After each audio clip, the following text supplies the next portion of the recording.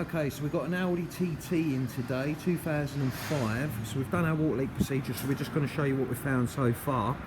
So if we go into the boot, behind the rear bumper we have air vents, which obviously do circulation on the car. If we have a look down here, I've just put a twisted camera in, and we can see the air vents here. Now the problem is, these air vents are supposed to be shut, but they're not.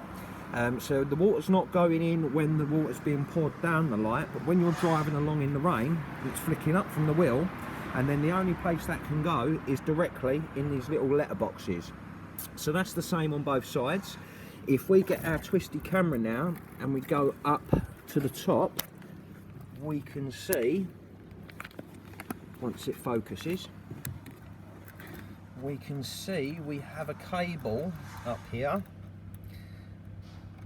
And on the cable, just there, we can see daylight. So there's a hole there which can cause water to get in as well. And what that is it's this little tiny bit of tape here, which is supposed to have a bung. So we're going to have to design a bung to make that watertight.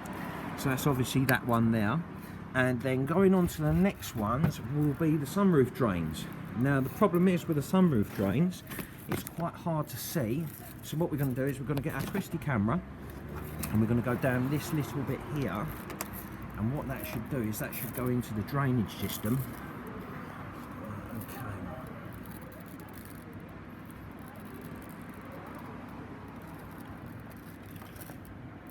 Just got to try and find the location.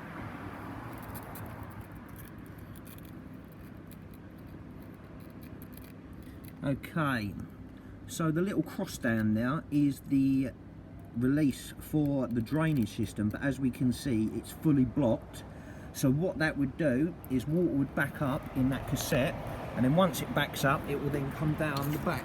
So we'll put a bit of water on here, and we can see that it's filling up, but as we can see it's not releasing any of the water. So it's like that on both sides. So that's going to be obviously the problem while the water's coming in the car. And if we now quickly go round to the passenger side, we have a special little machine here which detects any water or anything like that. So as you can see, it's 0 at the moment. So if I then put that on the floor down here, we can see that it's moving. Now what that's telling us is there is condensation under the carpet, so that's going to have to obviously be dried. The reason being is because where the sunroof pipes are blocked, it's filling up both of the footwells. The problem is I would probably advise taking both of the seats up, lifting both of the carpets up, and making sure they're totally bone dry whilst they're up, spraying a decontamination product under them as well. The driver's one, if we put our machine here, it doesn't really seem to go up at all. It kind of peaks a little bit here, but not a great deal. But I would just say obviously belt and braces, because both of the sunroof pipes were blocked. I think it wouldn't do us any harm obviously lifting this up and spraying it with our decontamination product before we lay it down when it's dry. So there we go.